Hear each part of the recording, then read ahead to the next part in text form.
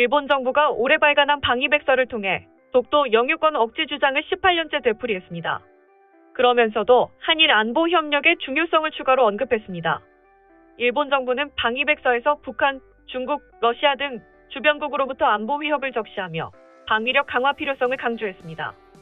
일본 정부는 22일 기시다 후미오 총리 주재로 열린 가기에서 2022년 판방위백서 일본의 방위를 채택했습니다. 일본은 올해 백서에서 자국 주변의 안보 환경을 설명하면서 일본 고유 영토인 북방 영토와 다케시마 영토 문제가 여전히 미해결 상태로 존재한다고 기술했습니다. 2005년 이후 18년째 억지 주장을 반복하고 있습니다. 작년에 이어 올해 방위백서에도 게재된 우리나라 주변의 안전보장 환경이라는 제목의 지도상 독도 위치의 다케시마 영토 문제라고 기술했고, 자위대 주요 부대의 위치를 표시한 지도에도 독도를 다케시마로 표기했습니다. 올해 방위백서는 한일 안보 협력과 관련한 부분에서 한일 양국을 둘러싼 안전보장 환경의 엄중함과 복잡함이 더해가는 가운데 한일 협력은 점점 중요해지고 있다는 언급에 새로 추가한 점이 눈길을 끕니다. 한일 협력을 강조하면서 독도는 일본 땅이라고 주장하고 있다는 겁니다. 다만 한국 방위 당국 측에 의한 부정적 대응으로 한일 한미의 협력이 손상되지 않도록 한국 측의 적절한 대응을 강하게 요구해간다는 기술과 부정적 대응 사례로 군사정보보호협정 관련 대응과 한국 해군의 독도 주변 군사훈련 등 4가지를 꼽은 점은 작년과 같았습니다. 최근 한국 외교장관이 4년 7개월 만에 한일 양자회담을 위해 일본을 방문해 외무상과 만나 한일 관계 개선을 모색하기 시작한 가운데 일본 정부는 올해 방위백서에서 한국과 관련해선 기존 입장을 고수하되 한일 안보 협력 강화의 필요성을 추가로 보탠 것입니다. 올해 방위백서는 북한, 러시아, 중국 등 주변국 위협을 근거로 일본의 방위력 강화를 정당화한 것이 특징으로 꼽힙니다. 기시다 내각이 연말까지 일본의 방위력을 대폭 강화하는 방향으로 국가안전보장 전략 등 안보 관련 문서 3종을 개정할 방침인 것과 연장선에서 볼 수 있습니다.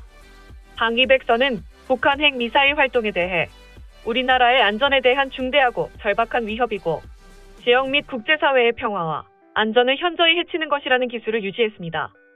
북한이 지난 3월 24일 발사한 화성 17호에 대해서는 최고 고도와 사거리 등을 근거로 서술을 이어갔습니다. 탑재하는 탄두 중량 등에 따라서는 1만 5천 킬로미터가 넘는 사거리가 될 수 있어 다시금 북한 탄도미사일의 장거리화가 우려된다고 진단했습니다.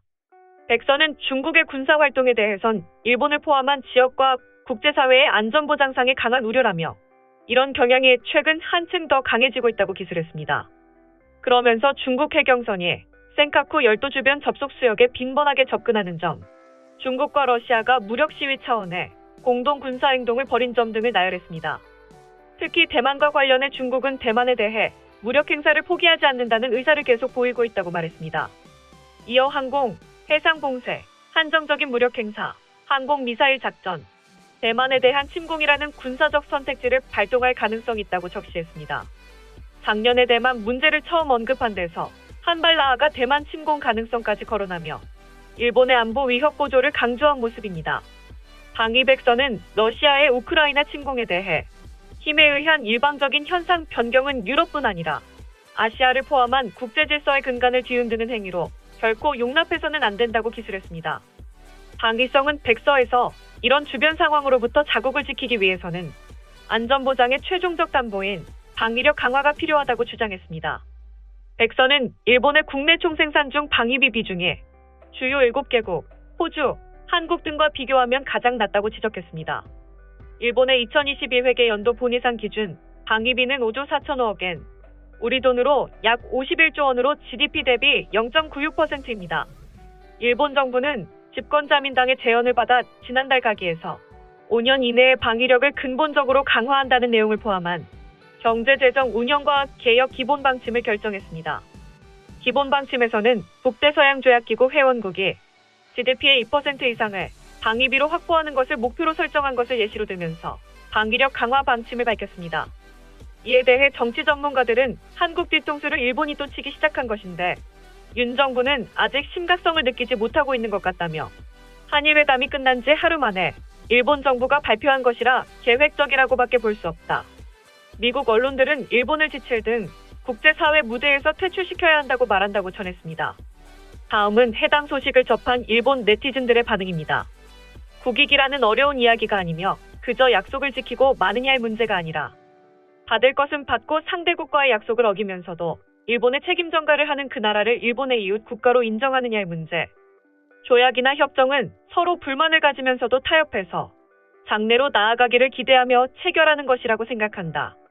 상대방이 충실히 이행한 뒤 트집을 잡아 파기하는 것을 허용한다면 이는 곧 금융기관에서 돈을 빌려도 갚지 않아도 된다는 식의 생각이 따로 없다. 트집을 잡아서 더 망친다는 행위를 국가가 승인하는 것과 같은 것. 친한파야말로 배제해야 한다. 한국은 대화에도 시간 낭비. 그의 나라는 여야 모두 반일로 도배되어 있기 때문에 일본의 이치 따위는 개의치 않는 것은 명백합니다. 그것은 지금까지 일본이 산더미 같은 끓는 물을 마셔온 역사가 증명하고 있습니다. 반면 최근 몇 년간 그의 나라를 무시함으로써 뭔가 손해가 발생했었나요? 오히려 두 나라의 좋은 시간으로 기억될 것 같습니다만, 물론 이 좋은 시간 중에 그 나라가 급강하한 사실이 있지만요. 그리고 이번 그 나라의 급강하야말로 그동안 용의를 해왔으나 이젠 이를 버리지 못해 생긴 결과인 것도 명백해졌습니다.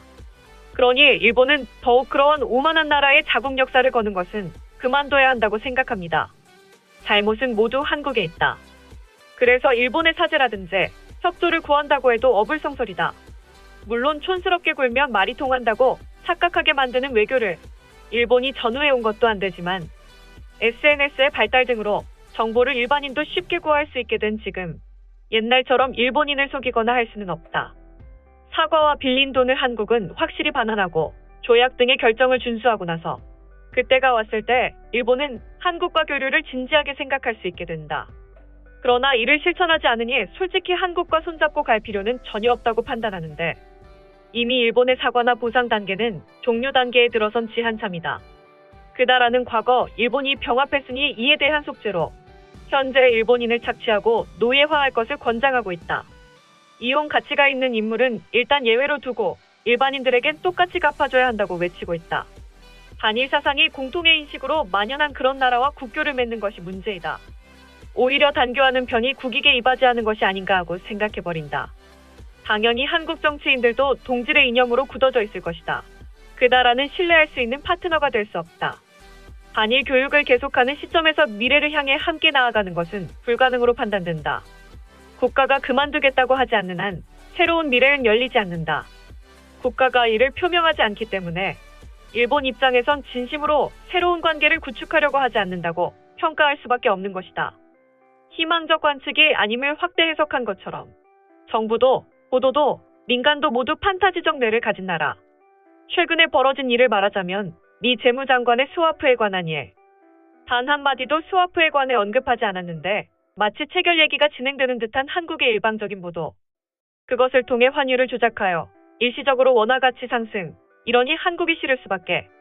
한국의 비겁한 행위 따위는 아무래도 상관없고 문제는 매번 일본 정부가 그것에 이용당하고 배신당하는 것. 그리고 기시다 정권이 유화 방향으로 나아가려고 외상이나 사절단을 쉽게 만나 오해를 살 만한 태도를 취하는 것. 한국은 정말 좋겠네. 대체 언제까지 일본이 봐줘야 하는 건가? 현재 한국 사람들에게는 어떤 의미의 동정이 있다. 그닥 옹호하고자 하는 것이 아니라 거국적으로 조작이나 판타지를 어렸을 때부터 믿게 만든 것에 있다. 내가 과거 납북자는 없을 것이라는 보도나 정치인을 믿었던 것과 다르지 않다. 다만 그렇다고 일본이 양보할 이유는 없다. 소식 마치겠습니다. 오림박스는 내일도 최선을 다하겠습니다. 감사합니다.